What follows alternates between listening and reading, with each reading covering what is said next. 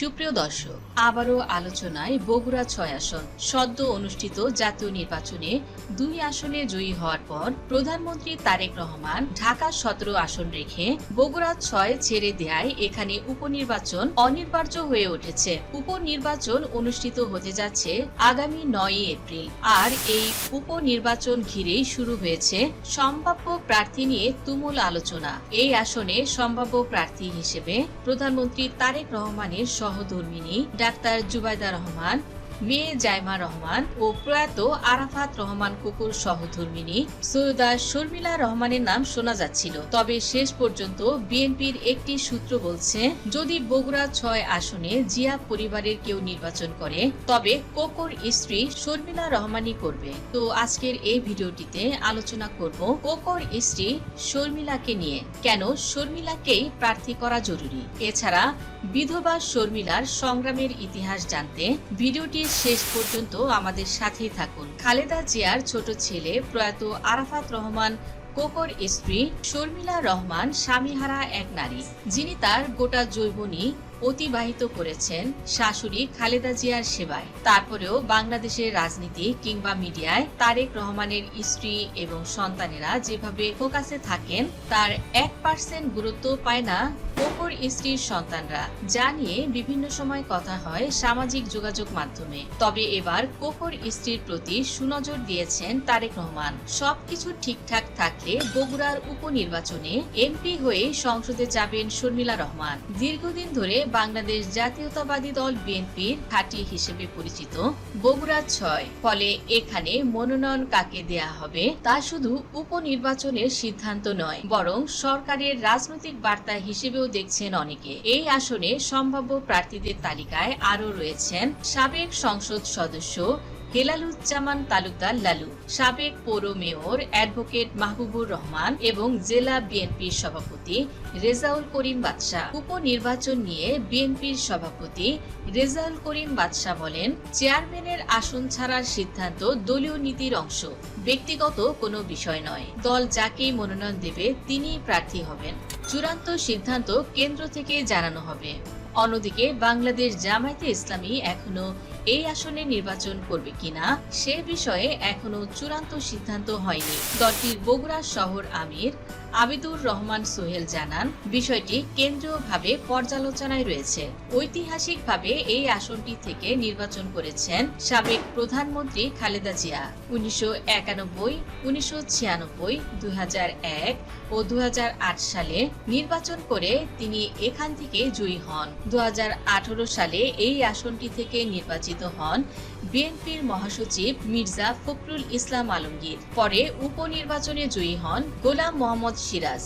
স্থানীয় ভোটারদের প্রত্যাশা এবার এমন প্রার্থী আসুক যিনি এলাকায় নিয়মিত উপস্থিত থাকবেন এবং উন্নয়নমূলক কাজগুলি এগিয়ে নেবেন। কেউ বলছেন তৃণমূলে একাধিক বিএনপি নেতা সক্রিয় রয়েছেন, তাদের মধ্যে একজনকে ধানের শীষের মনোনয়ন দিলে অপরজন মনক্ষুণ্ণ হতে পারে, যার ফলে দলে ফাটল দেখা দিতে পারে। তাই এই আসনটি যেহেতু তারেক রহমানের নিজের, তাই এই আসনটি থেকে শর্মিলা রহমানকে ধানের শীষের কাণ্ডারি করলে সব সমস্যার সমাধান হয়ে যাবে। বলে রাখা ভালো, রাজনীতি বিষয়ে ভালো জ্ঞান অর্জন করেছেন শর্মিলা রহমান। সদ্য সমাপ্ত ভোটের মাঠে নেমেছিলেন কোকোর স্ত্রী শর্মিলা রহমান সিথি। রাজধানীর গুলশান এলাকায় তিনি তারেক রহমানের পক্ষে প্রচারণায় নামেন। ঢাকা ১৭ আসনেও বিএনপির প্রার্থী ছিলেন তারেক রহমান। শর্মিলা রহমান তারেক রহমানের জন্য ধানের শীষে ভোট চান এবং লিফলেট বিতরণ করেন। বিভিন্ন দোকান ও রাস্তায় তার প্রচারণার সময় বিএনপি ও মহিলা দলের বিপুল সংখ্যক নেতাকর্মীও সঙ্গে ছিল। এ সময় কর্মীরা ধানের শীষে স্লোগান দেয়। তখনই বোঝা গিয়েছিল কোকোর স্ত্রীর জনপ্রিয়তা ঠিক কতখানি। রাজনীতির মঞ্চে যখন কোলাহল আর স্লোগানের গর্জনে মেতে থাকে, তখন নেপথ্যে কেউ কেউ থাকেন যারা প্রচারের আলো থেকে দূরে থেকেও ইতিহাসের পাতায় নিজের নাম খোদাই করেন গভীর মমতা আর ত্যাগ দিয়ে। বাংলাদেশের রাজনীতির ক্রান্তিকালে এবং জিয়া পরিবারের চরম দুর্দিনে তেমনি এক নিঃশব্দ বিপ্লবের নাম সৈয়দা শর্মিলা রহমান সিথি। তিনি কেবল আরাফাত রহমান কোকোর স্ত্রী নন, বরং তিনি একটি পরিবারের অবিচল স্তম্ভ, এক লড়াকু নারী এবং মমতাময়ী এক পুত্রবধূ। মানুষের জীবনের সম্পর্কের গভীরতা মাপা যায় সংকটের সময়। শর্মিলা রহমান তেমনি ঠিক এক বিরল ব্যক্তিত্ব, যিনি তার জীবনের শ্রেষ্ঠ সময়গুলো উৎসর্গ করেছেন অসুস্থ শাশুড়ি বেগম খালেদা জিয়ার সেবা যত্নে। বলা হয়, স্বামী আরাফাত রহমান কোকোর মৃত্যুর পর শর্মিলা যেন নিজেকে বিলিয়ে দিয়েছেন জিয়া পরিবারকে আগলে রাখতে। শুধুমাত্র শাশুড়ির প্রতি ভালোবাসা ও ঐতিহ্যের প্রতি সম্মান প্রদর্শন করে তিনি আর দ্বিতীয়বার বিয়ের পিঁড়িতেও বসেননি।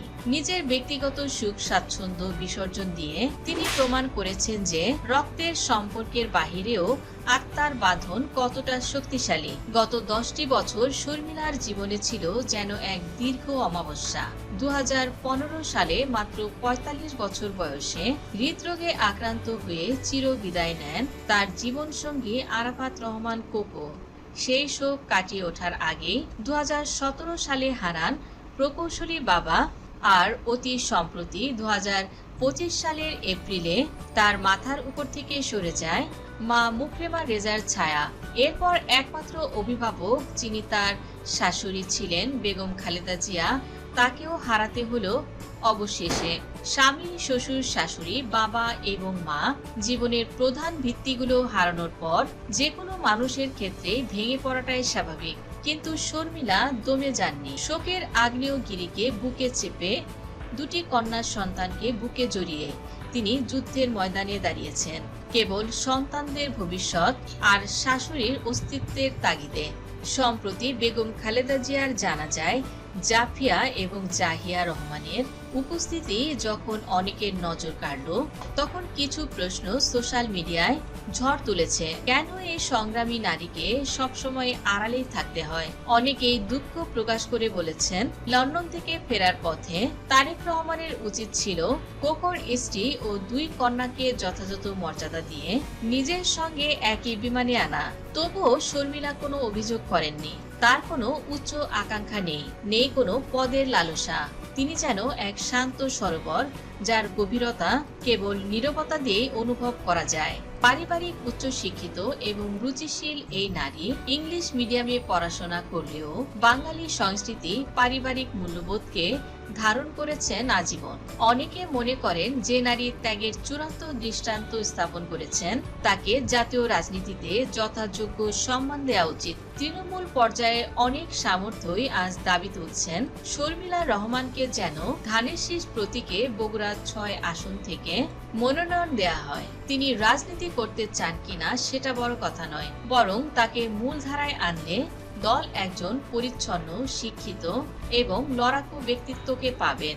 শর্মিলা রহমানকে ধানের শীষের প্রার্থী হিসেবে দেখতে চান কিনা কমেন্ট বক্সে জানিয়ে দিন আপনার মন্তব্য।